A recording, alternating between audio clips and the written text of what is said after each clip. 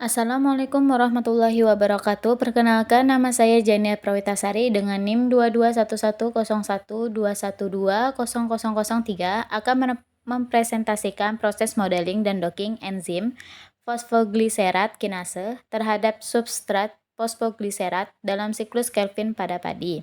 Untuk memenuhi tugas praktikum metabolisme biomolekul dengan dosen pengampu Bapak Dr. Tanto Budi Susilo, SSI, MSI. Fosfogliserat kinase yaitu enzim yang berperan penting dalam jalur metabolisme glikolisis dan gluconeogenesis.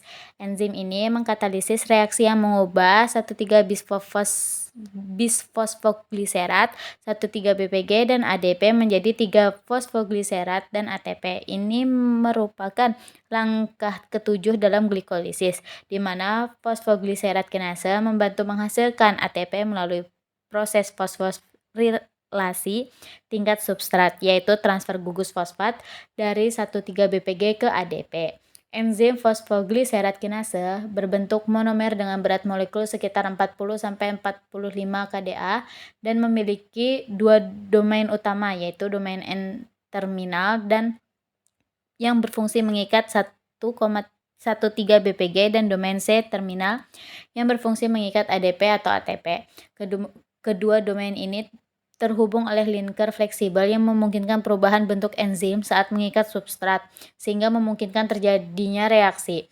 Fosfogliserat kinase bekerja berdasarkan mekanisme induced fit, di mana enzim akan mengalami perubahan konformasi setelah substrat berikatan. Kemudian ada proses docking. Proses komputasi yang digunakan untuk memprediksi bagaimana suatu molekul seperti ligan berinteraksi dengan target biologis seperti protein atau enzim. Tujuan dari docking adalah untuk memahami cara molekul tersebut berikatan dengan situs aktif target, sehingga dapat digunakan dalam penemuan obat baru untuk mempelajari interaksi molekuler. Hasil dari docking biasanya dinilai berdasarkan skor, yang mencerminkan afinitas ikatan, di mana skor yang lebih rendah menunjukkan interaksi yang lebih kuat dan lebih stabil. Dengan demikian, docking menjadi alat penting dalam drug discovery untuk menyaring ribuan senyawa kimia secara tepat, menentukan mana yang memiliki potensi sebagai kandidat obat sebelum diuji lebih lanjut di laboratorium. Tujuan dari docking dan modeling pada enzim fosfogliserat kinase adalah untuk memahami interaksi antara enzim ini dengan berbagai ligan seperti substrat alami atau inhibitor potensial guna mendukung penelitian dan pengembangan obat atau terapi. Modeling digunakan untuk membangun model 3 dimensi dari struktur fosfogliserat kinase yang dapat memberikan wawasan tentang situs aktif enzim, perubahan konformasi, dan daerah penting untuk pengikatan ligan.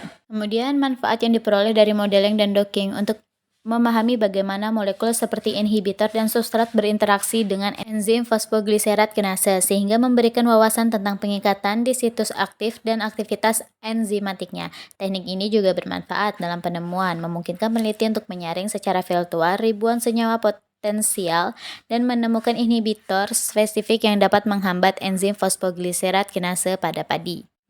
Metodologi yaitu menggunakan aplikasi Perex dan Biovia. Website yang digunakan yaitu NCBI, PubChem, dan Swiss Model. Enzim yang digunakan yaitu enzim fosfogliserat kinase dengan substrat fosfogliserat. Kemudian proses pengerjaan pertama yaitu membuka website NCBI di mana untuk mencari protein dari enzim yang akan dicari. Seperti pada tampilan, masukkan nama enzim pada kolom pencarian yaitu fosfogliserat kinase.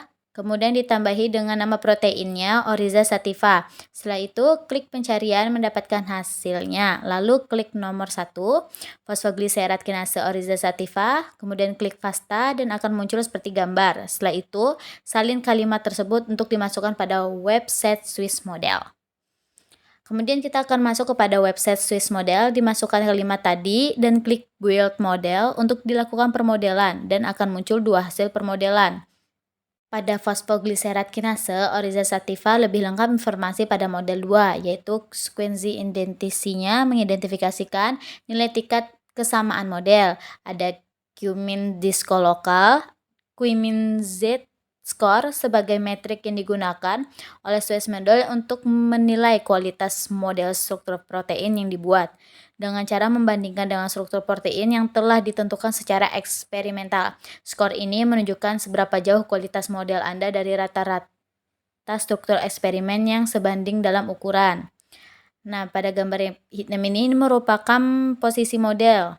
Kemudian ada GMQE, terus mol probability result untuk memvalidasi kualitas struktur protein yang dihasilkan dari permodelan. Hasil mol probability pada Swiss model berfungsi untuk mengevaluasi keakuratan dan ketepatan geometri struktur protein. Alat ini memeriksa berbagai aspek seperti kesesuaian sudut ikatan, benturan antar atom, dan posisi rantai samping asam amino.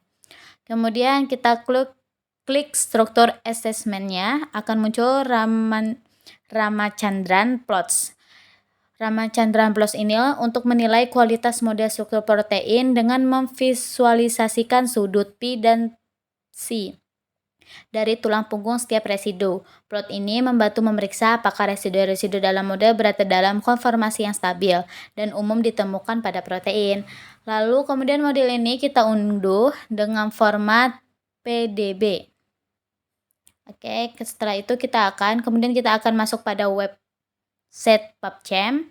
Website PubChem ini untuk menyediakan informasi lebih lengkap tentang senyawa kimia, termasuk struktur, sifat fisikokimianya, nomor CAS, dan data toksikologi.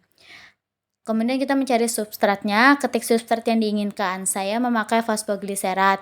Nah, dia akan muncul seperti ini, lalu klik fosfogliseratnya.